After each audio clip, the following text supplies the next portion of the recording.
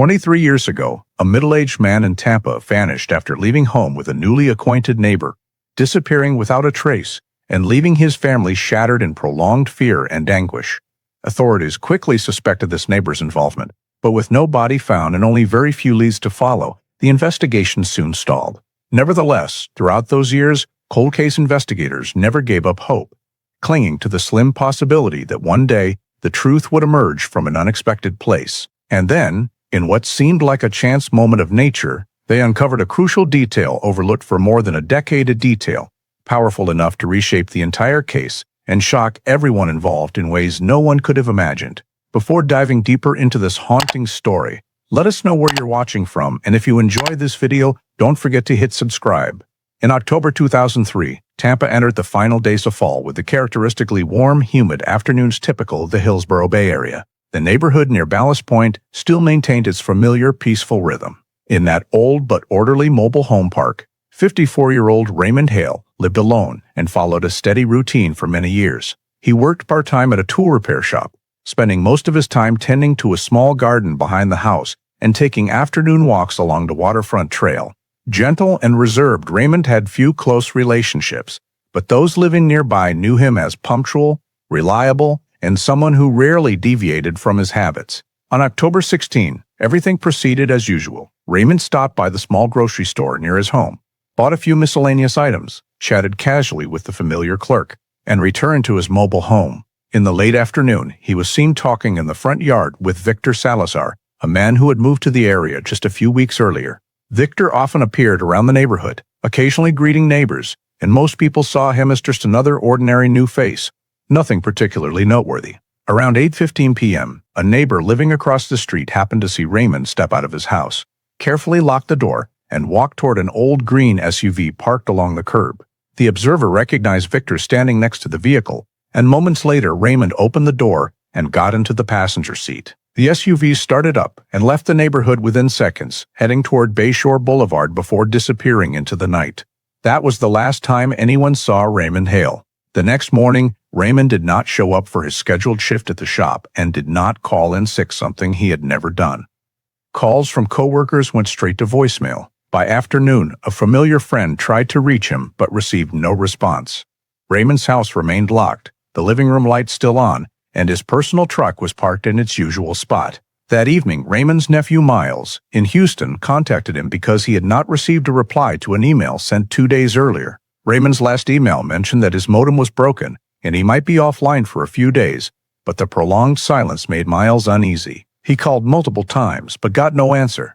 The family began to worry seriously, especially knowing Raymond always maintained regular contact. After more than 36 hours with no sign from Raymond, Miles and other family members realized this was no longer just an unusual absence, but a situation that could threaten his safety. On the evening of October 18, 2003, they officially called the Tampa Police Department to report Raymond Hale missing, ending their self-search efforts and beginning the first step of the official investigation process. The Tampa Police Department took the call that same evening and immediately forwarded the information to the unit handling adult missing persons cases. Following protocol, the on-duty investigator began creating the initial file, collecting full identifying data on Raymond Hale, including age, physical description, health status, daily habits, and closest contacts. Missing person case number 2003 H4172 was established, marking the moment authorities officially took over and processed the matter. The first investigator assigned to the case called Miles back to verify the accuracy of the information and gather more details about Raymond's recent routine.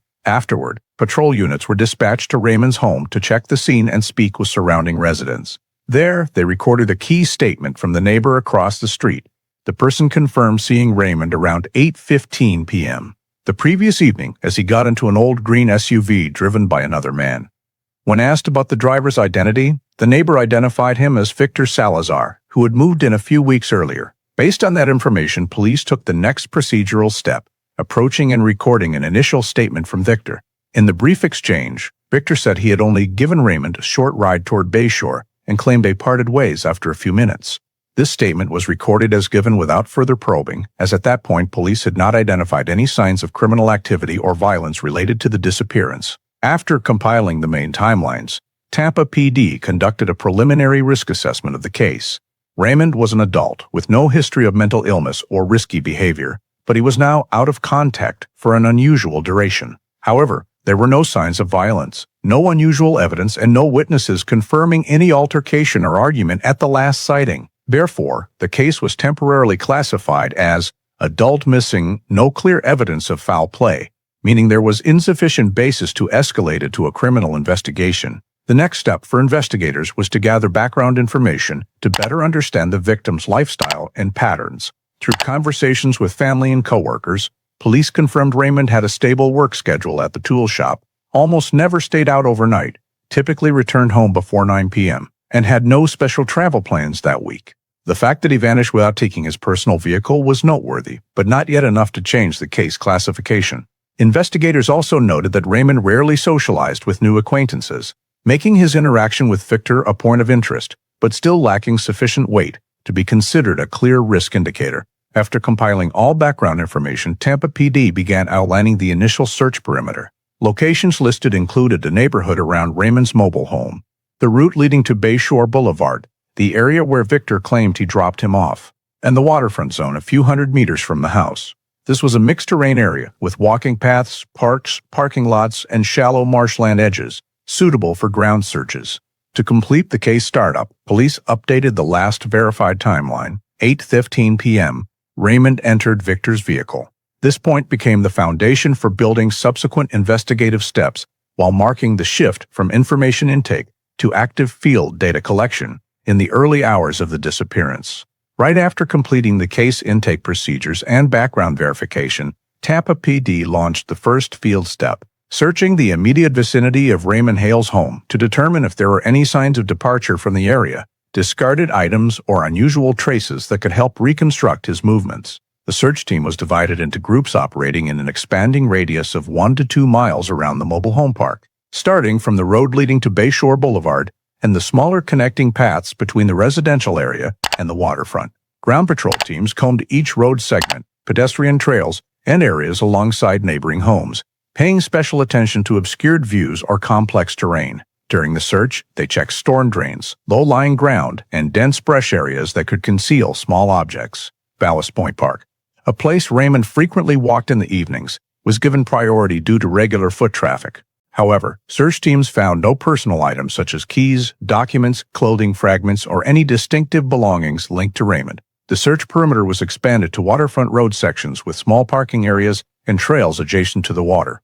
Teams used high-powered lights to scan dark or poorly lit spots while checking damp trail soil for fresh footprints or drag marks. Nevertheless, no clear surface traces confirmed Raymond's presence after 8:15 p.m. The shallow marsh less than 1 mile from Raymond's home was also included for inspection. Searchers probed along the marsh edges, observing spots where soft mud could preserve footprints or dropped objects. Due to tidal fluctuations in water levels, the team conducted checks at various times to avoid missing evidence. Still, the mud surface showed no unusual compression or disturbance within the estimated time frame of the disappearance. While field searches were underway, another group of investigators examined Raymond's living space. This served two purposes. First, to check for signs that Raymond had left in a hurry. Second, to assess the home's security to rule out forced entry or coercion before he entered Victor's vehicle. Upon thorough inspection of the mobile home, investigators found items in their familiar places with no signs of disturbance or breakage. The front door lock was undamaged. Windows remained locked from inside. The landline phone was in its proper position with no signs of being yanked. The living space indicated Raymond had left in a normal state of preparation, contrary to cases of home attack disappearances. In parallel with the scene examination, police contacted multiple nearby residents to inquire about unusual noises, sightings of strangers, or unfamiliar vehicles between the evening of October 16 and the morning of October 17. However, most residents reported hearing or seeing nothing noteworthy beyond Raymond leaving with Victor at 8:15 p.m. Some confirmed light rain that evening, which made external sounds harder to discern. Still, no reports mentioned screams, loud impacts, or unusual gasoline odors, factors that might suggest an incident near the home. After 2 days of continuous expanded searching, police compiled all field data and reached an initial conclusion. No evidence indicated Raymond had suffered an accident or attack in the surrounding area of his residence. No items were left behind, no unusual movement traces were found, and no witnesses saw Raymond after he entered Victor's vehicle.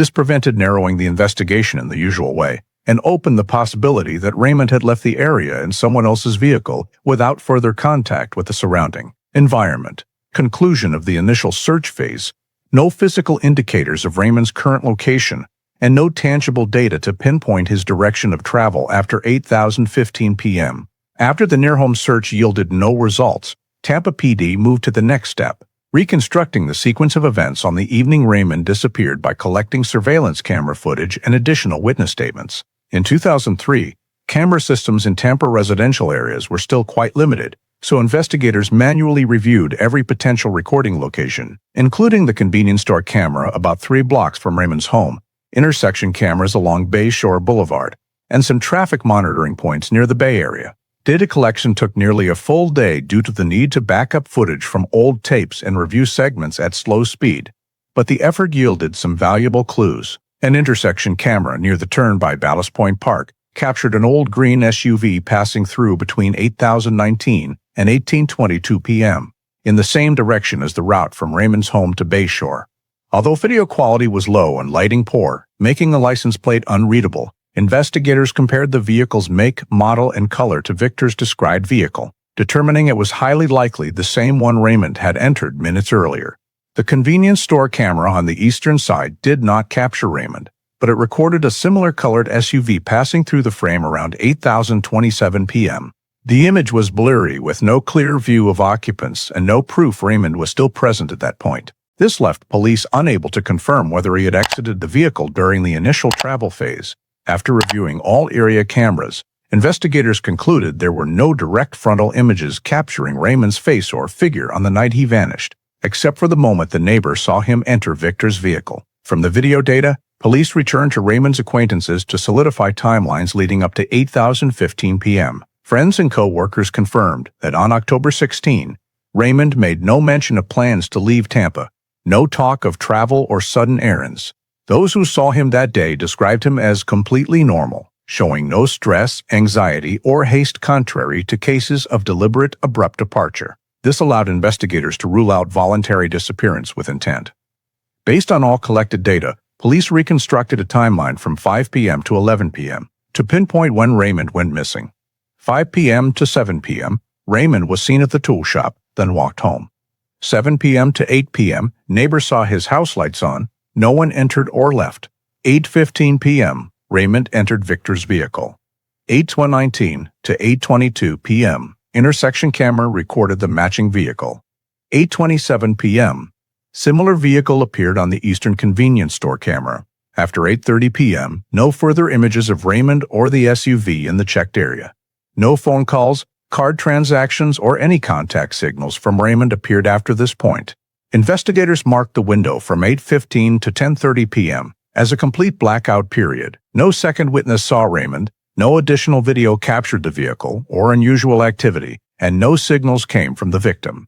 Preliminary conclusion of the timeline reconstruction phase: Raymond Hale disappeared sometime between entering the vehicle with Victor and before 10:30 p.m., a critical blind spot where all traceable data went silent, setting the stage for expanding the next investigative directions. Based on the established timeline and the lack of any confirmed images of Raymond after 8:15 p.m., Tampa PD shifted to an expanded search phase to rule out the possibility that the victim was still in the nearby vicinity, but concealed by terrain or environmental conditions. The search perimeter was significantly expanded to include all of Ballast Point Park, the waterfront parks, small islands near the shore, lesser-used trail segments, and the extended shallow marshland along Hillsborough Bay. This was a mixed terrain area with alternating soft ground, tidal mudflats, and dense brush patches, requiring far more time and manpower than initially anticipated. To improve the effectiveness of trace detection, a K9 unit was deployed. The scent dogs were given access to Raymond's personal items to pick up his odor, then deployed on foot starting from the victim's home to the neighborhood exit and continuing toward the parking area near the park. In the first roughly 300 meters, the trail remained fairly stable, but upon reaching the parking lot adjacent to Ballast Point Park, the scent trail completely vanished. The loss of the trail in an area with heavy vehicle traffic led investigators to assess that Raymond had most likely left the area by vehicle at the point where the trail disappeared, consistent with camera data showing him leaving home in Victor's SUV. After losing the trail, The search team switched to manual sweeps of every area with potential to hide evidence, such as dense brush sections, low-lying muddy spots, areas close to the water's edge, and locations posing accident risks. The team used probing rods, high-powered flashlights, and basic detection tools to inspect thick vegetation layers, but no personal items, footprints, drag marks, or any signs related to Raymond's presence after leaving home were found. Recognizing that ground searches had not yet provided a basis to determine Raymond's status, Tampa PD simultaneously conducted checks of hospital records in the area, including Tampa General Hospital, St. Joseph's, and satellite emergency rooms, to see if an unidentified man matching Raymond's age and physical description had been admitted on the night of October 16 or October 17. All reports came back negative. Next, police reviewed intake lists at homeless shelters and emergency lodging facilities. This procedure aimed to rule out the possibility that Raymond had left home voluntarily in a state of mental distress or with minor injuries, but without needing medical help. However, no individual matched his description. Area police stations were also checked for any unidentified detainees, but all individuals recorded during that time were unrelated. During the expanded search and dissemination of information in the surrounding neighborhoods, Tampa PD received several reports from residents claiming they had seen a man who looked like Raymond at various locations around the city. One report stated someone resembling him was at a bus stop near Gandy Boulevard. Another claimed a similar person was seen in a commercial area in North Tampa. A third reported a man standing alone near the St. Petersburg Pier. Police had to analyze each report, cross-referencing times, locations, and the statements of the informants. When checking cameras at the Gandy bus stop, the recorded images showed the man was shorter and had a gait that did not match Raymond's. At the North Tampa commercial area, store cameras revealed the supposed Raymond had longer hair and facial features that did not align.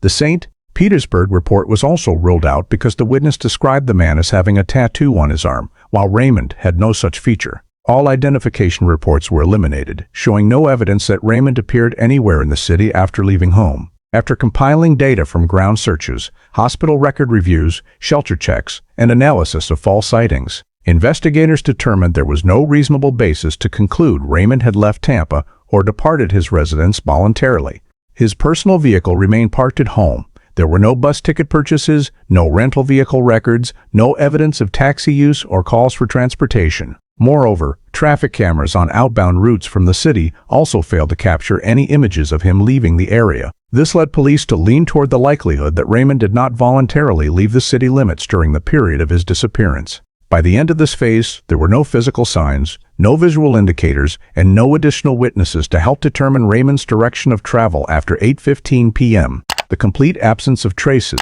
throughout the expanded search area led to the conclusion that Raymond's current location could not be established through terrain search methods, forcing investigators to prepare to shift to alternative data collection approaches to continue clarifying the case. Nearly 3 weeks after Raymond's disappearance, with all search efforts within the Tampa area yielding no results, the first major breakthrough in the case emerged when a traffic patrol officer reported a silver Ford Ranger parked in an auxiliary parking area adjacent to the Sunshine Skyway Bridge. The parking spot was right on the boundary between the emergency shoulder and a patch of low grass leading downward, a location that was not a legal parking spot and was rarely used by drivers unless there was an emergency. When the vehicle information was relayed to dispatch and cross-checked against Raymond's vehicle description, authorities immediately dispatched a team to the scene. Initial observation showed the vehicle was locked, with no signs of forced entry, broken glass, or drag marks, elements commonly present in thefts or accidents. The fact that the truck was parked neatly, facing toward the highway, raised suspicions among investigators that the vehicle had been deliberately placed there rather than stopped due to mechanical failure or necessity. The parking location also drew attention. The area was on a major route connecting Tampa to St. Petersburg, typically used for longer trips rather than Raymond's daily routine routes. Police cordoned off the surrounding area to preserve the scene and began processing the vehicle according to protocol for vehicles linked to a missing person case. After confirming the license plate matched, the team verified the VIN and registration records, all of which confirmed this was indeed Raymond Hale's Ford Ranger. The vehicle interior became the next point of significant interest. 2003-era forensics conducted a preliminary examination using magnifying tools and blue light illumination to look for signs of struggle or altercation. But no blood, no scratch marks, and no signs of tussling were found on the seats or door surfaces. All items typically kept by Raymond, such as a small toolbox, work bag, personal documents, were absent from the vehicle. The completely empty state of the truck, as if it had just been cleaned, raised further suspicion that the owner was not the last person to operate it. The driver's seat position provided a key clue. The seat had been pushed back farther than the position Raymond normally used. According to information from family and co-workers who had ridden with him, Raymond was of average height and always adjusted the seat relatively close to the steering wheel. The seat being pulled back indicated the recent driver was taller and had a different seating habit. There were no dirt marks on the pedals or door handle suggesting hasty behavior. Instead, everything was kept in an unusually clean condition. This led investigators to hypothesize that the vehicle had been driven by someone else who deliberately attempted to conceal traces. Upon close inspection of the floorboards and mats, the team found no mud or soil residues corresponding to the marshy terrain near Raymond's home, indicating the vehicle had not returned to that area after being captured on camera traveling along Bayshore Boulevard. Tire inspection showed no unusual wear or embedded foreign objects, ruling out the theory of a mechanical breakdown forcing a stop. Maintenance logs provided by the family also confirmed the vehicle was in good operating condition with no history of breakdowns requiring repair. Continuing protocol, the forensics team collected fiber samples, dust, and fingerprints from the steering wheel, gear shift, door handles, and dashboard. However, 2003 DNA retrieval technology was limited for trace amounts, especially without clear blood or bodily fluids. The collected samples could only be stored as evidence pending future analysis. Fingerprint lifts were not clear enough for comparison against criminal databases. Investigators also opened the hood to check the engine, but found no signs of repair, tampering, or other anomalies. The fuel level was less than half a tank, consistent with the distance the vehicle could have traveled since Raymond was last seen. The absence of any pointing evidence inside the vehicle, even dropped items or personal papers, led police to conclude the truck had been intentionally abandoned by someone seeking to remove it from the area connected to Raymond. Examining the direction of travel, police assessed that the parking location was the result of calculated behavior, as the spot was outside Raymond's routine routes and could only have been chosen by someone familiar with the area or with the intent to avoid attention. In summary, the discovery of the Ford Ranger significantly shifted the perspective on the case.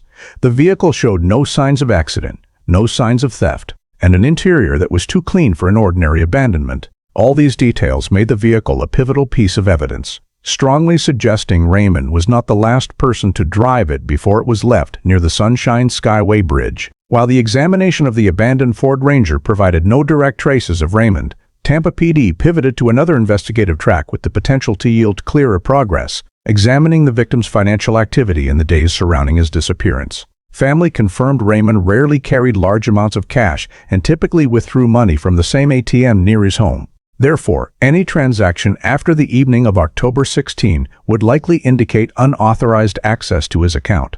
Upon contacting the bank, investigators received breakthrough data. Raymond's ATM card had been used 3 times within 48 hours after he was last seen. The first transaction occurred around 6:40 a.m. on October 17, just hours after Raymond was no longer captured on camera or by witnesses. The next 2 transactions took place that same afternoon and the morning of October 18. Each withdrawal was at the maximum daily limit, indicating the user knew the PIN and understood the transaction caps. There were no failed PIN attempts, a detail confirming the person conducting the transactions either knew Raymond or had had direct access to him before the disappearance. All transactions occurred within the Tampa area, at 3 different ATMs belonging to the same bank network but located on scattered routes in the south, southeast, and central parts of the city. This showed the card user had local knowledge and mobility, not the random behavior of a stranger who happened to find the card. When analyzing the ATM locations, investigators noted a key point. None were near the area where Raymond's vehicle was abandoned, nor on his usual daily routes. This heightened suspicion that the withdrawal locations were deliberately chosen to avoid attention and recognition by people who knew Raymond. Next, police obtained surveillance video from the 3 ATMs.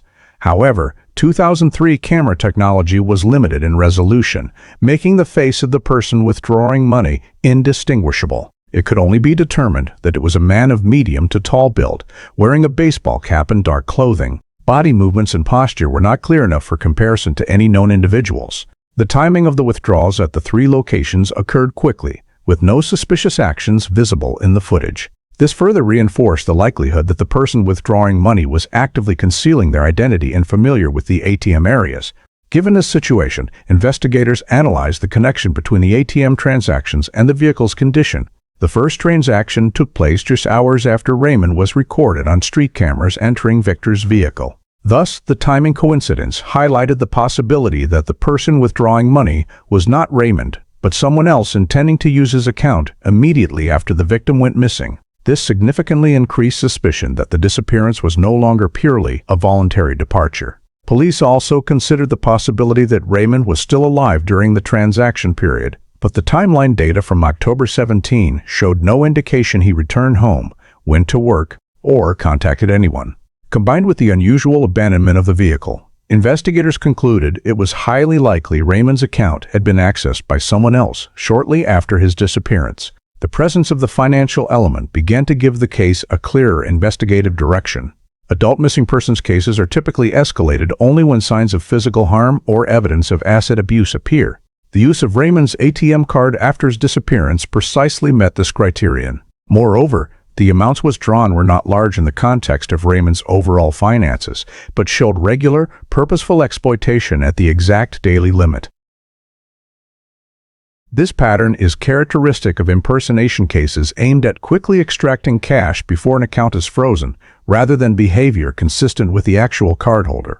Therefore, the ATM data was regarded as evidence of motive and indicated a link between the disappearance and potential financial exploitation. Another analyzed point was the timing of the transactions. The withdrawals occurred during low-traffic hours, such as early morning and late afternoon when lighting was poor or ATM areas had fewer people.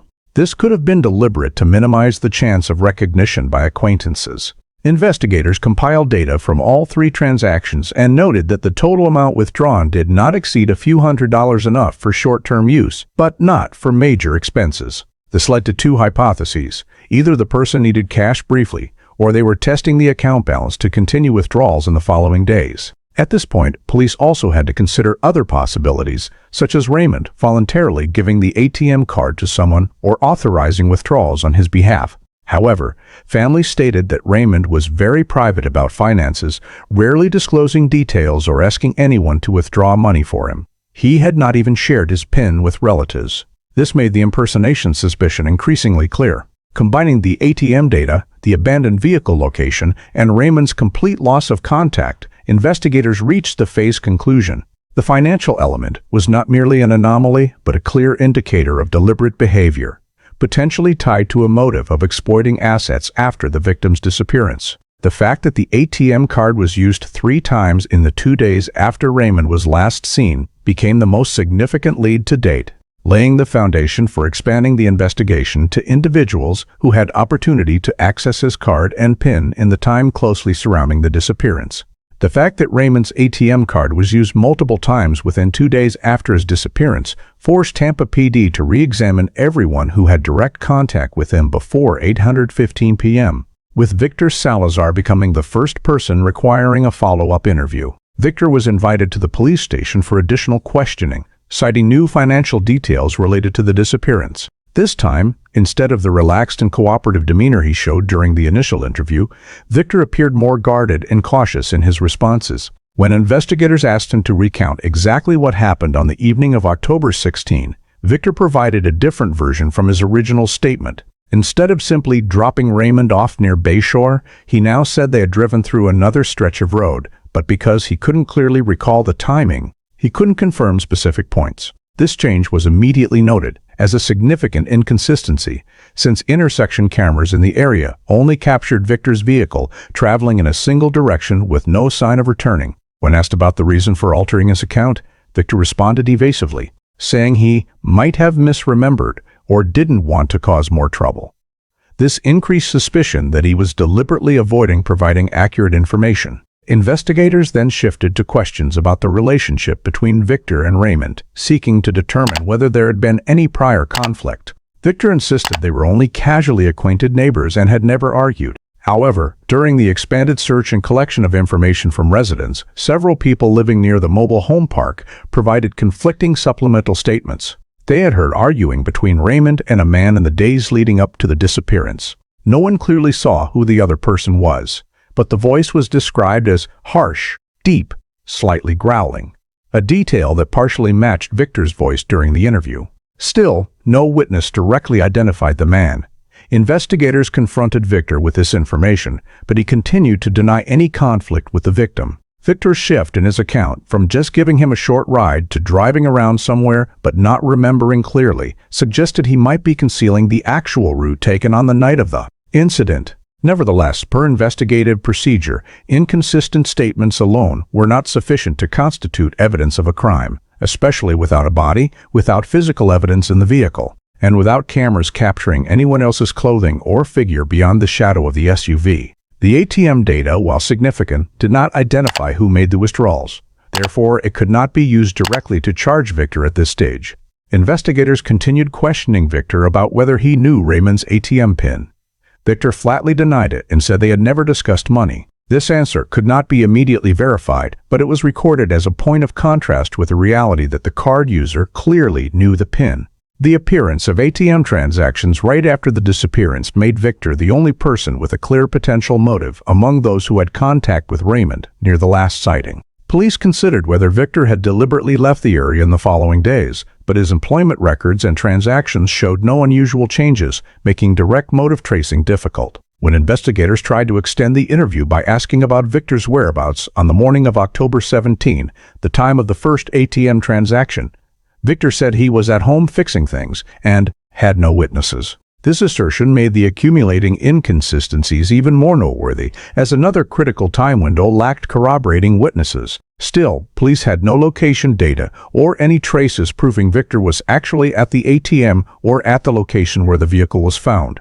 At the conclusion of the interview, Tampa PD determined that Victor was the first person showing signs of inconsistency and possible involvement in the disappearance. However, everything gathered so far consisted only of a series of contradictions in statements and indirect witness information, far from sufficient to detain Victor or upgrade the case to a criminal investigation. From this point, the case began showing a clearer direction of suspicion, but the absence of physical evidence or traces still prevented police from taking any stronger measures. The suspicions were documented, but at this stage the file remained at a monitoring level, lacking sufficient legal grounds to conclude criminal conduct or detain a suspect. Although the second interview with Victor Salazar significantly heightened the level of suspicion, Tampa PD still could not pursue any further strong measures due to the lack of direct evidence proving Raymond had been the victim of a crime.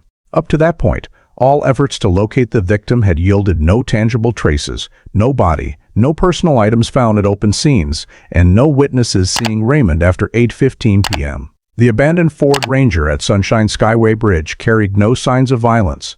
Neither the interior nor exterior showed traces of struggle, blood, or coercion. Raymond's home was rechecked to rule out an incident inside, but the results were identical. No signs of forced entry, no disturbed belongings, no signs of resistance, and no unfamiliar fingerprints or suspicious objects found. The absence of a clear crime scene created immediate difficulties for police because, in an adult missing person case, the law requires a reasonable level of proof that the victim is in danger or has been attacked before the matter can be reclassified as a criminal investigation. No body also meant no way to determine injuries, no analysis of cause of death, no prediction of movement direction, and no basis to narrow suspects according to typical criminal patterns. Although the ATM data was anomalous, it could not identify the person making the withdrawals, as the poor quality cameras made the face unrecognizable.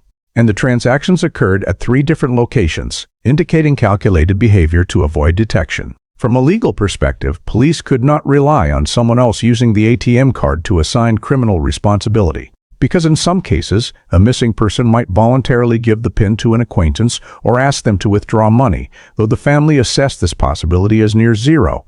Beyond Victor, no other individual had a clear motive or close contact with Raymond before his disappearance.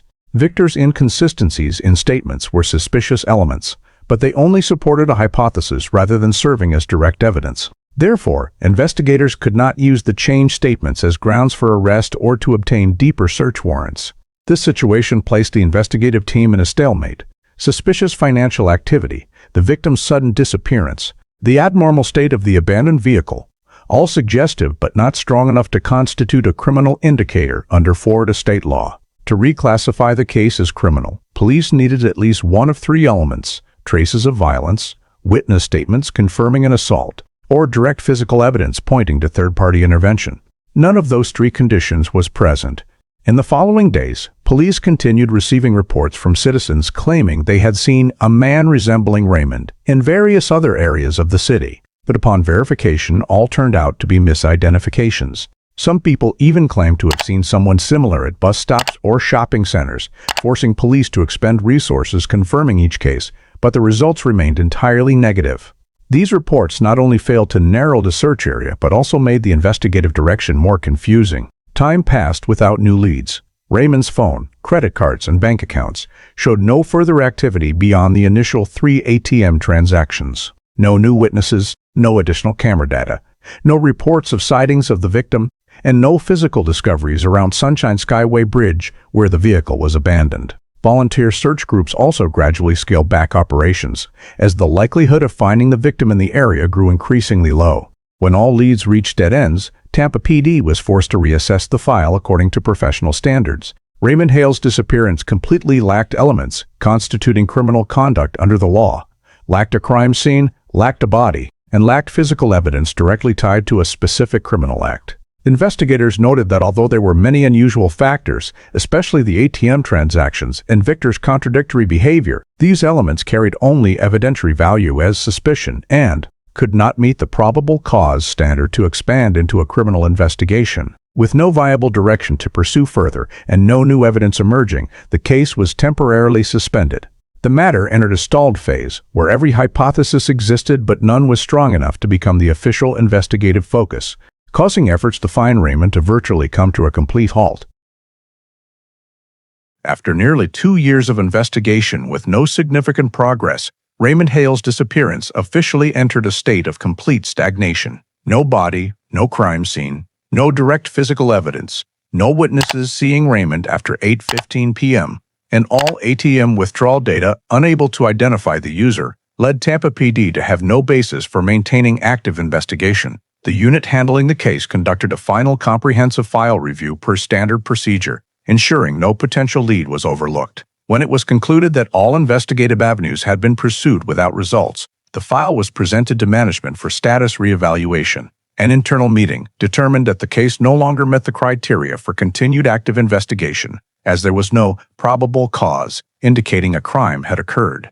At the same time, no new data, no supplemental statements, and no physical evidence had emerged since the early search phase, leading the case to be classified as very low probability of resolution in the short term. On that basis, Raymond Hale's case was officially transferred to the cold case unit, the unit specializing in long-stalled files with no active leads. Transferring the file to cold case did not mean closing the case, but it established that active investigative resources would no longer be regularly allocated to it. The file was placed in the low-priority category because at that time Tampa's cold case system had dozens of unsolved homicides, most with bodies and more complete evidence, that required priority analysis.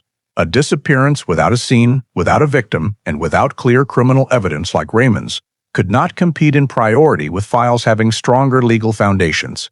After the transfer, the cold case unit followed its intake process, archiving all documents, including statement transcripts, initial forensic reports, camera data, search diagrams, ATM analysis results, photos of the vehicle discovery scene, and related administrative files. Everything was packaged, coded, and placed in long-term storage. The case would only be revisited if one of three elements later appeared: new physical evidence found, a body discovered, or new statements with legal value. This meant that from the time it moved to cold case, the matter was effectively frozen, with no active investigative activity except for routine periodic reviews per the unit's standard schedule. In practice, most files of this type could remain in storage for decades without being reopened, unless an unexpected situation broke the impasse. For Raymond Hale, the prolonged absence of any data caused his file to quickly sink into the list of low-likelihood disappearances. Raymond's family continued to periodically call Tampa PD for updates, but the responses were always the same: no new leads. The prolonged silence from all sides reinforced the reality that no new events or witnesses had emerged to change the file's status. By the second year, Raymond left no trace of activity. bank cards completely inactive, no financial transactions, no Social Security usage reports, and no medical or administrative contacts in any state. All of this indicated he had vanished from every public data system, but it was still insufficient to declare him deceased, as the law did not permit a permanent missing person declaration without physical evidence. The absolute lack of any signals prevented the file from advancing further. Tampa PD recorded this in the summary report. No new investigative direction can be identified. File to be transferred to cold case for storage and review if new leads emerge. With that decision, Raymond Hale's disappearance shifted from an active investigation to a waiting file waiting for an event, a discovery, or some anomaly strong enough to break the long silence. But at that point, no one had reason to believe such a lead would appear, and the case quickly fell into near-forgotten status within Tampa's cold case system. From 2006 to 2014, Raymond Hale's file remained on the list of cold case matters that Tampa PD reviewed periodically according to the scheduled cycle for long-term disappearances with no progress. Each year, during semi-annual reviews or when new technology updates became available, cold case unit investigators would reopen the file, examine all documents, reports, and evidence in hopes of spotting an overlooked detail or one that could be reanalyzed with more advanced techniques. However, over 8 consecutive years, no new physical evidence emerged, and no technical data could be further exploited from what had been collected in 2003. Samples taken from the steering wheel, door handles, and vehicle interior were insufficient in quality for DNA analysis under 2010 standards. The forensics team proposed applying some newly developed trace extraction techniques, but due to insufficient sample quantity and natural degradation of evidence over time, all evaluations ended with the conclusion, no further analysis possible. The ATM camera footage, already blurry and low quality from 2003, could not be improved by image enhancement technology of the period, because the resolution was too low and the analog signal source lacked sufficient detail for recovery. Intersection and convenience store cameras in the area met the same fate. Redigitization only allowed storage, not extraction of new image information.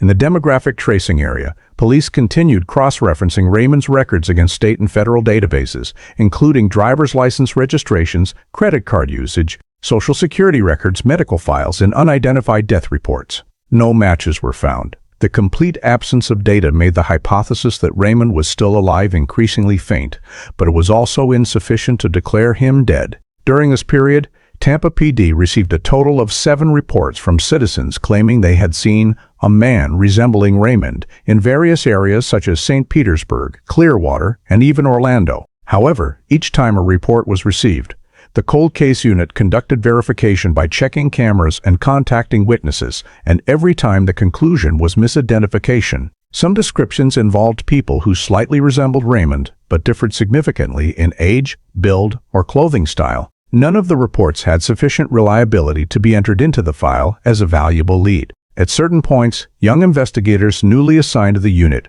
were tasked with reviewing the file as a training exercise to sharpen investigative thinking. However, even when required to identify anomalies in statements, reevaluate the timeline, or reanalyze ATM withdrawal behavior patterns, no one found any gaps the original team had missed. The file was repeatedly assessed as truly frozen, no openings, no expansion potential, and no new information. In addition, during this period, the cold case unit had to prioritize larger cases, mostly unsolved homicides with complete evidence and higher solvability potential.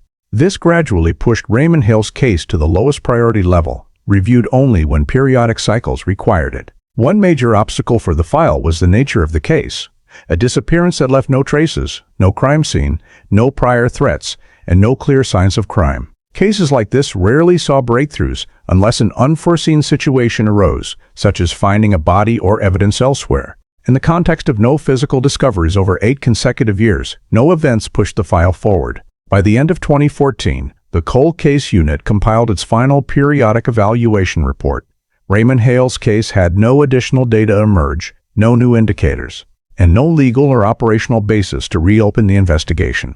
The file continued in long-term storage status with a note that the case would only be reconsidered if new witnesses, new evidence, or incidental discoveries appear in a broader area than Tampa. In reality, this was the phase when the matter was nearly forgotten, lying dormant in storage alongside hundreds of other files. awaiting an event strong enough to shatter the stagnation that had lasted more than a decade. Into early 2015, the Tampa area experienced a rare drought that caused water levels in many marshlands and natural rivers and lakes to drop to their lowest in years. The Hillsborough River Marsh, normally submerged year-round in water and soft mud, exposed cracked, dry patches of land that had previously been inaccessible by foot. In mid-February, a group of high school students on an ecology field trip with their teacher walked along the marsh edge to observe flora and fauna during the low water period. While exploring a dry area about 10 meters wide, one student spotted a white object protruding from the dried mud, initially thinking it was animal bone. As the group approached, they quickly realized the shape resembled human bone and immediately notified the supervising teacher. Recognizing the seriousness of the discovery, the school promptly contacted Tampa PD to report the situation.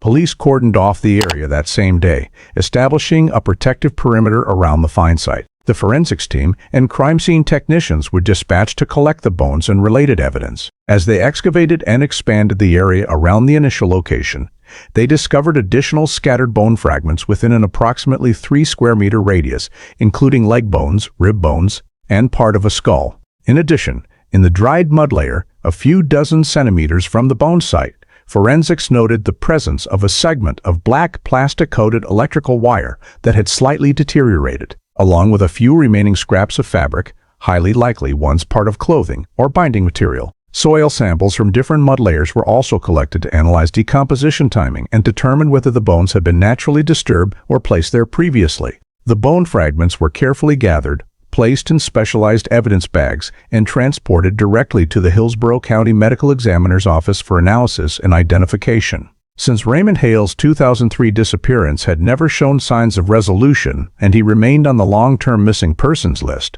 police requested direct comparison of the bone samples with previously archived family DNA.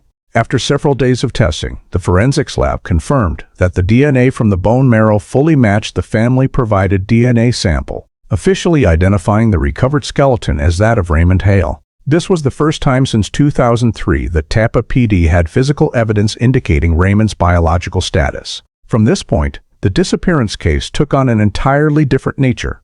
Raymond was no longer an adult who had voluntarily left or met with an undetermined accident. He was deceased, and his body had been left in a remote area more than a dozen miles from where his vehicle was found. Upon closer analysis of the bone structure, forensic experts noted several distinctive injury marks. The neck and shoulder bones showed circular scratch-like abrasions consistent with the impact of a ligature or small hard object wrapped around the body for an extended period. Some wrist and forearm bones also displayed small fractures, a type of injury commonly associated with hands being restrained or pinned. These injuries were not characteristic of natural accidents or falls, but bore signs of third-party intervention. The medical examiner's office issued a report concluding, "It is highly likely the victim was bound prior to death." This conclusion completely ruled out theories of Raymond suffering a self-inflicted accident or becoming lost, while strengthening the homicide possibility. Police continued surveying the body discovery area to assess whether the bones had been displaced by water flow or wildlife.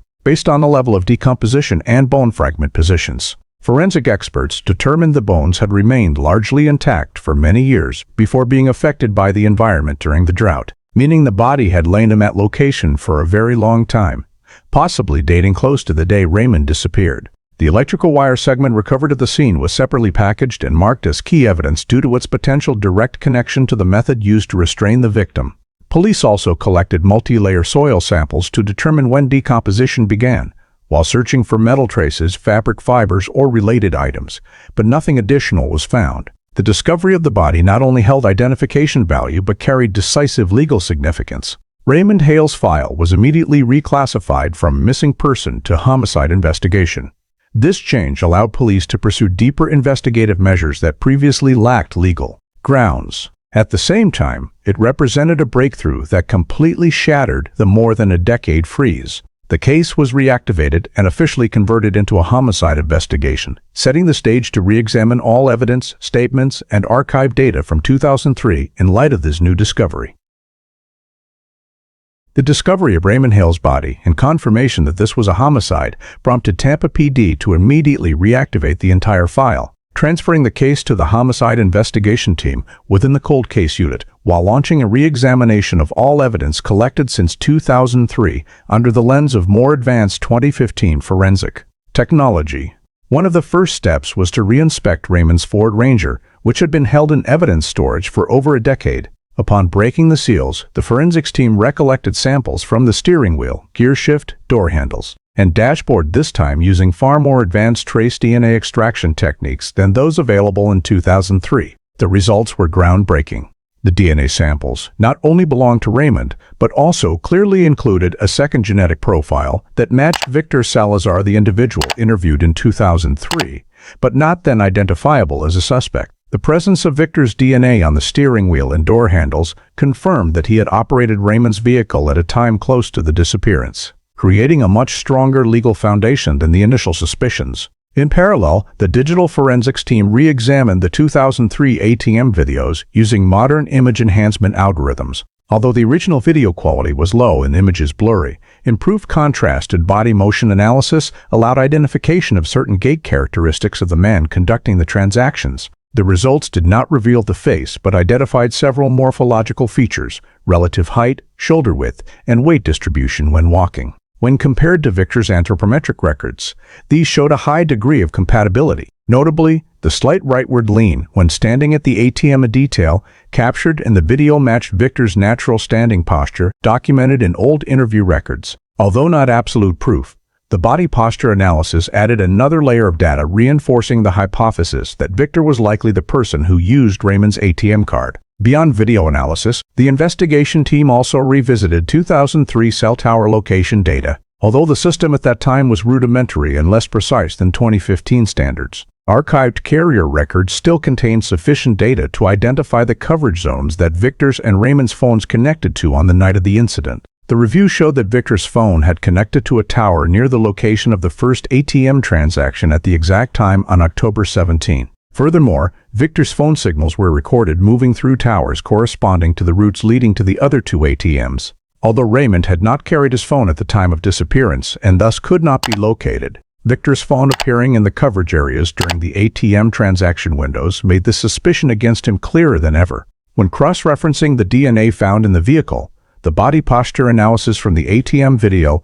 and the cell tower records, investigators realized that all three previously inconclusive datasets now converged on a single individual. For the first time since 2003, police had a chain of forensic, digital, and telecommunications evidence aligning at one point: Victor Salazar's presence and actions in the immediate aftermath of Raymond's disappearance. Victor's DNA on the steering wheel and door handles completely ruled out the possibility that Raymond had driven himself to Sunshine Skyway Bridge. Victor's presence in the ATM coverage areas during the transaction times eliminated randomness or mere coincidence, as no reasonable explanation existed for him being at 3 different ATM locations over 2 consecutive days unrelated to withdrawing from Raymond's account. All this new data was compiled into the 2015 forensic report, marking a pivotal shift in the case. After more than 12 years of deadlock, police for the first time had scientific evidence confirming a direct link between Victor Salazar and both elements: the victim's vehicle and the abnormal financial activity following the disappearance. These findings not only broke the long freeze, but also created a sufficiently strong legal foundation to expand the investigation into deeper aspects related to conduct, motive, and opportunity for crime. As the 2015 forensic evidence and technical data began forming a clear chain pointing to Victor Salazar, Tampa PD decided to reopen the entire 2003 witness list to exploit their memories using re-interview techniques, a method often effective when individuals who witnessed events are placed in a new context, making old memories easier to recall. The investigation team started with the mobile home park where Raymond lived before disappearing. There, a neighbor who had lived directly across in 2003, now residing in the Brandon suburbs, agreed to be re-interviewed. In this new session, she stated that after more than 10 years, her memory became clearer upon hearing that police had found Raymond's body. She recalled that on the night of October 16, in addition to seeing Raymond enter Victor's SUV, she had heard a loud argument coming from the yard area between the two houses a few hours earlier. This aligned with a vaguely mentioned piece of information from 2003, but at the time there had been no basis to confirm its relevance. Now placed in the context of a homicide, She described in greater detail that the man's voice in the argument was deep and slightly growling, a characteristic several prior witnesses had also described when referring to Victor. Investigators flagged this as an important supplemental statement because it matched old rumors that Raymond had had a conflict with an unidentified man before disappearing. In another area, police located a witness who had lived near the route leading to Bayshore Boulevard, the location of the intersection camera that captured the suspected Victor SUV in 2003. The man had since moved to Sarasota, but he clearly remembered that on that night he had incidentally seen a vehicle resembling Victor's old SUV driving slower than usual around 10 p.m., a time with little traffic. When asked why he remembered this detail, the witness said he recognized the driver's posture even without seeing the face clearly. Victor often leaned slightly forward when driving, a trait he had noticed multiple times after Victor moved to the area. This statement was particularly significant because it contradicted Victor's original claim that he had only given Raymond a short ride and returned home immediately afterward. If Victor had indeed been driving at the later time described, it could align with the time frame when the Ford Ranger was moved after 8:30 p.m., but before being abandoned near Sunshine Skyway Bridge. In parallel with witness re-interviews, the archival investigation team reviewed all administrative records related to Victor from late 2003. When checking personal storage rental databases, the team discovered that Victor had signed a contract to rent a storage unit at a facility near Gandy Boulevard in November 2003, just weeks after Raymond's disappearance. This information had never appeared in the original file, partly because at the time the missing person case was not yet treated as criminal and Victor's private rental properties had not been checked. Archival documents showed the rental contract began on November 12, 2003 for 6 months, with a small unit size sufficient for personal items or mid-sized objects. Notably, in the registration declaration, Victor did not specify the category of items to be stored. Renting a storage unit after the disappearance of someone connected to him raised further suspicion that Victor may have needed a temporary place to keep items he did not want at home. When cross-referencing the new witness information with the discovery of Victor's storage unit rental, investigators gained another connected data point: the timing of the argument. The unusual late-night vehicle movement and the storage rental behavior all occurred within 1 month of Raymond's disappearance. These elements had once been scattered in the 2003 file, but in the 2015 context, they began forming logical links. The investigation team compiled a summary report. Witnesses heard arguing before Raymond entered the vehicle. A witness saw Victor driving late on the night of the incident. An archival record showed Victor rented a storage unit shortly after Raymond disappeared. Each individual detail could be coincidence, but when connected to the new forensic evidence DNA in the vehicle and cell tower data, the entire structure of suspicion against Victor became clearer and more cohesive than ever. Based on the chain of new evidence formed from forensic analysis, witness statements, and archival records, Tampa PD immediately obtained a search warrant for the storage unit Victor Salazar had rented, starting in November 2003. With the case now officially a homicide investigation, the judge approved the warrant on the grounds that the storage unit could contain evidence directly related to Raymond Hale's death. The investigation and forensics teams coordinated to the Gandy Boulevard storage facility, where Victor's rented unit was confirmed to still have records despite the contract having long expired. The facility owner granted access to the unit after verifying the warrant, and the team proceeded to unseal it. As soon as the metal door was rolled up, a musty odor emerged, but inside remained several items wrapped in plastic boxes and old cardboard cartons. Investigators quickly sorted the contents by forensic priority and examined each container. In the first box, they found an old marine radio with a broken antenna, a type of device Raymond commonly used in his home, later confirmed by family through photographs. Continuing the search, the forensics team discovered a light gray jacket sized to fit Raymond, with a handwritten note still in the pocket containing tool repair information matching the victim's familiar note-taking style. There was also an envelope containing personal documents, including a copy of his birth certificate, bank papers, and a rough sketch of the garden behind Raymond's house, all matching information the family had provided at the time of his disappearance. These items confirmed they belonged to Raymond and had been removed from the victim's home, indicating third-party intervention. However, the most critical discovery appeared in the third box: a roll of black plastic-coated household electrical wire, the type commonly used for residential electrical devices. Upon visual comparison, forensics noted that the plastic coating and metal core cross-section were identical to the wire segment found at Raymond's body site in Hillsborough River Marsh.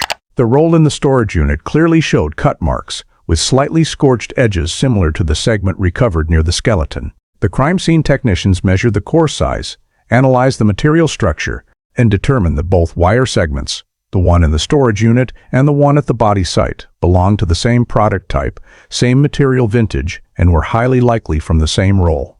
This turned the wire roll into technical evidence directly linking the location where Raymond was found to the place Victor kept items. This was no longer scattered suspicion, but a concrete chain of proof demonstrating a physical connection between Victor and Raymond's death. In a corner of the unit, investigators also found a nylon bag containing 2 small additional items, a plastic-handled utility knife and a piece of cloth.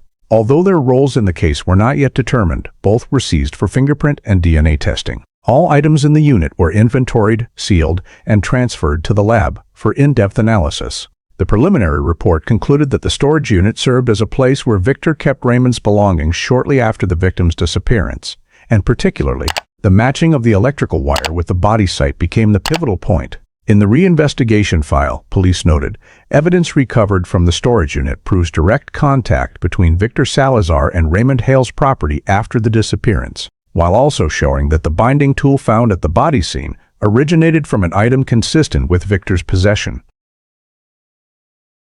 With the emergence of physical evidence for the first time since 2003, the case shifted from a level of suspicion to a prosecutable evidentiary structure. The victim died as a result of third-party action, and the person directly connected to the victim's property, vehicle, and crime tools was Victor Salazar. With the evidence recovered from the storage unit combined with the strengthened chain of forensic data and witness statements, Tampa PD entered the pivotal phase, building a complete profile of the likely perpetrator based on the elements of motive, behavior, and opportunity. The primary focus was analyzing the financial motive, the earliest factor to appear in the file, and now proven to be directly linked to Victor Salazar. ATM data showed Raymond's card was used 3 times within hours to 2 days after his disappearance, with each withdrawal at the maximum transaction limit, proving the user knew the PIN clearly. Combined with Victor being the last person to see Raymond alive and the only one with close access to the victim in the time frame before the card was used, the motive of financial exploitation became a clear foundation for forming the criminal hypothesis.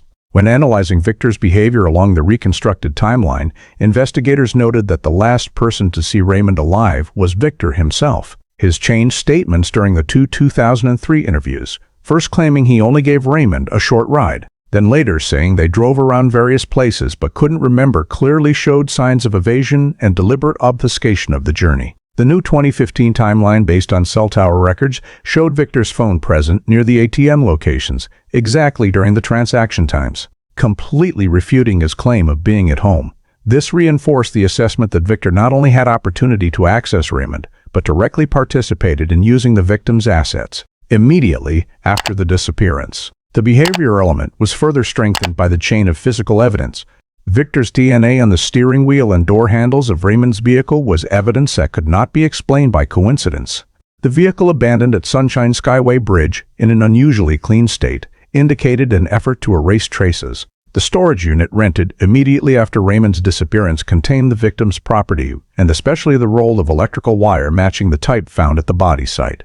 This was no longer scattered data, but a logical structure of concealment behavior, moving the victim's vehicle, taking property, hiding evidence, and using binding tools before disposing of the body in the marsh. Regarding opportunity, the timeline analysis confirmed Victor had an unaccounted for window from 8:15 p.m. to at least 11:04 cents end, but not aligning with the forensic estimated time of death. The new 2015 witness, who saw Victor driving late at night, strengthened the possibility that he had traveled with Raymond or moved afterward to commit the crime. Another witness heard arguing before Raymond entered the vehicle with a deep, growling male voice, similar to Victor's, pointing to a conflict that may have escalated to violence. All these elements were incorporated into behavioral analysis, showing a combination of personal conflict and financial exploitation opportunity, especially since Raymond was known to live simply, have few social connections, and could have become an easy target for manipulation. The perpetrator profile was constructed in standard format.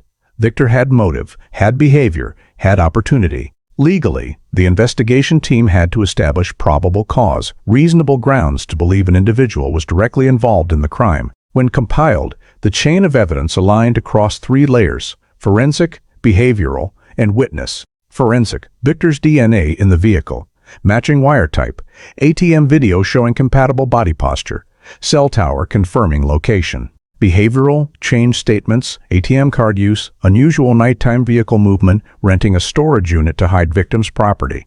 Witness: hearing arguing, seeing Victor driving late, and voice description matching. The investigation team's final report concluded that all data converged on one point. Raymond did not disappear randomly, but was murdered, and the person with the clearest motive, the sole opportunity, and who left direct forensic traces was Victor Salazar. With this evidentiary structure, Tampa PD officially completed the probable cause required to recommend the next legal step against Victor. With the probable cause file now complete, Tampa PD presented it to the prosecutor's office to obtain an arrest warrant for Victor Salazar on the charge of murdering Raymond Hale, and the warrant was quickly approved based on the consistent chain of forensic, physical, and witness evidence. Early one morning in late June 2015, the arrest team proceeded to the North Tampa area, where Victor had been renting a small room after moving residences multiple times in recent years. He was subdued in the parking lot while preparing to leave home, with no opportunity to destroy documents or flee. When handcuffed, Victor appeared confused but tried to stay calm, repeatedly asking why he was being arrested and insisting he did nothing wrong.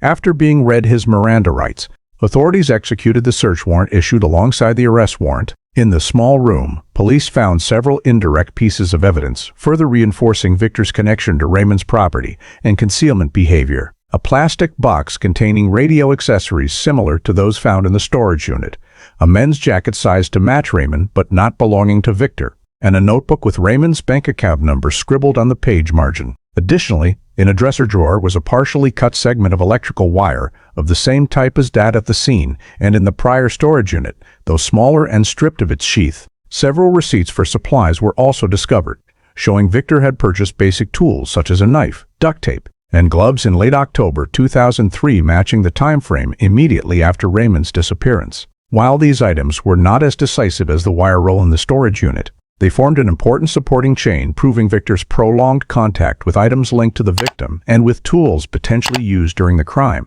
When brought to the interrogation room, Victor continued to assert his innocence, but his statements began revealing numerous inconsistencies. Initially, he repeated the version that he only gave Raymond a short ride, but when investigators presented cell tower data showing his phone at 3 different ATM locations exactly during Raymond's card transactions, Victor immediately changed his story, saying he might have gone with Raymond to one ATM but didn't remember clearly. When confronted with his own DNA recovered from Raymond's vehicle, he claimed he had borrowed the truck once but could not specify a date. Particularly, when investigators mentioned finding Raymond's property in the storage unit Victor rented right after the disappearance, he became flustered, repeatedly saying someone else put it there but could provide no name or reasonable detail. Each attempt by Victor to explain only exposed greater inconsistencies, and police noted this as typical behavior of a guilty party when facing an irrefutable chain of evidence. All statements were fully documented and entered into the investigation file. At the conclusion of the interrogation, Tampa PD officially recorded that Victor Salazar not only lacked any reasonable explanation for his presence in the timeline related to Raymond, but also had no consistent answer for the presence of his DNA, the victim's property, and related evidence in the vehicle, the storage unit, and his residence. With the arrest warrant executed and evidence from Victor's home seized, the case advanced to the prosecution preparation phase, where all data would be analyzed and incorporated into legal arguments to bring the perpetrator to justice. Victor Salazar's trial lasted from late 2015 into mid-2016, becoming one of the most closely watched cold case resolutions in Tampa at the time because, for the first time in over a decade, the entire chain of evidence, physical, digital, witness, and forensic, was presented publicly to the jury as a complete structure proving the murder of Raymond Hale. The prosecution began by laying the timeline foundation. Raymond was last seen entering Victor's vehicle, then vanished completely. His ATM card was used multiple times, the vehicle was abandoned, and his body was found 12 years later. Step by step, they retraced the sequence exactly as Tampa PD had constructed it. The prosecution's first major focus was forensic evidence. The DNA expert testified that 2015 trace analysis techniques successfully extracted 2 profiles from the Ford Ranger's steering wheel and door handles, one belonging to Raymond, one to Victor. They emphasized that no data indicated Raymond had ever permitted Victor to use the vehicle, and Victor's DNA on the primary control areas was clear evidence he had driven it after Raymond's disappearance. Next, the digital forensics expert presented the cell tower records analysis, proving Victor's phone was near all 3 ATMs exactly during Raymond's card withdrawals. Although the 2003 cell tower system was rudimentary, Victor's phone connecting to towers near each ATM at the precise transaction times provided data that could not be explained by coincidence. The jury viewed simulated maps of movement based on cell towers, perfectly matching ATM locations and travel distances between them. When moving to the ATM video, the prosecution presented the enhanced version using 2015 technology. Although the face could not be identified, the biometrics expert stated that the gait, shoulder width, and body posture of the person withdrawing money showed high compatibility with Victor. They displayed side-by-side video simulations comparing the ATM footage to Victor's recorded movements after arrest, allowing the jury to visualize the similarities. The next highlight was the evidence recovered from the storage unit Victor rented immediately after Raymond's disappearance. Investigators presented each item in turn: Raymond's marine radio, jacket and personal papers, and the roll of electrical wire matching the type found at the body site. The materials expert described that the wire segment at the scene and the roll in the storage unit shared the same structure, dimensions, and similar cut marks, indicating a high likelihood they came from the same source. This was regarded as the strongest physical evidence directly linking Victor to binding Raymond before death. The prosecution also called the neighbor who lived across from Raymond in 2003, who testified that on the night Raymond disappeared, she heard a loud argument between Raymond and a man with a deep, growling voice, very consistent with Victor's voice as recorded during interrogations. Another witness testified to seeing Victor driving unusually late that night, describing the driver's posture as identical to Victor's. Although these statements were not absolute proof, they contributed to a behavioral evidence foundation consistent with the forensic data. The defense attempted to rebut each point. They argued that DNA in the vehicle only proved Victor had contact with the vehicle, not necessarily on the night Raymond disappeared. However, the prosecution immediately countered by presenting the cell tower data. Victor could not coincidentally have DNA in the vehicle, coincidentally appear at multiple ATMs, and coincidentally rent a storage unit containing Raymond's property all within 1 month. Regarding the ATM video, defense counsel stressed that the footage was too unclear to identify the person withdrawing money. But the prosecution pointed out that cell tower data placed Victor at the exact ATM locations at the exact times, a factor the video only reinforced. When the defense tried to explain the wire roll, they claimed this type of wire was very common and could be found in many households. But the forensic expert presented detailed comparison results of cut marks, wear, and metal core structure, showing such a high degree of similarity that random coincidence was highly unlikely. When the prosecution displayed the wire sample comparison on a large screen, the jury showed a clear reaction. Finally, the defense focused on the lack of direct eyewitnesses to the killing. However, the prosecution countered with a circumstantial chain argument, a standard often used in cases without an intact body. They pointed out that Raymond disappeared immediately after entering Victor's vehicle. Victor appeared at the ATMs. Raymond's vehicle was moved by someone else. Raymond's belongings were in Victor's rented storage unit, and Victor's DNA was found in the vehicle. No link in this chain was broken. When closing arguments ended, it was clear the jury had been convinced that what was presented was no longer suspicion, but a logical, consistent chain of events supported by modern forensics. In the final summation, the prosecutor emphasized, no single piece of evidence creates the entire truth. But when the evidence is pieced together, like fragments of a puzzle, they point in one direction only. Victor Salazar murdered Raymond Hale and attempted to conceal his actions. The defense could offer no reasonable account for Victor at any critical time point. No witness confirmed he was elsewhere. No document explained his presence at the ATMs. No reasonable explanation accounted for Raymond's property appearing in his storage unit. When the jury retired to deliberate, they carried a thick, cohesive, and consistent evidentiary file, and took only a short time for them to consider because every piece of the case had been laid bare in court. When the jury returned to the courtroom and read the guilty verdict on the charge of second-degree murder, no one in the room was surprised. The chain of evidence spanning nearly 12 years strengthened by modern forensic technology, had constructed an irrefutable picture of Victor Salazar's criminal actions. Based on the severity of the offense, the duration the crime was concealed, and aggravating factors related to intentional evidence destruction. The judge sentenced Victor to 35 years in prison without early parole, a sentence deemed appropriate under Florida state law and the nature of this more than a decade-old cold case. As the gavel fell, Victor showed no reaction, only bowing his head, while Raymond's family representatives remained quiet but visibly relieved that the truth had finally been established. After the trial, the file was returned to the cold case unit to complete case closure procedures and prepare a summary report on the resolution process, an important internal document for lessons learned, and standardizing investigative methods for long-term disappearances. This report was built on all data from 2003 to 2016, describing how each layer of evidence was collected, stored, and years later reanalyzed with advanced technology to form a sufficiently strong legal chain to bring the suspect to trial. In the summary, the cold case unit highlighted 3 core factors that led to the successful resolution of Raymond Hale's case.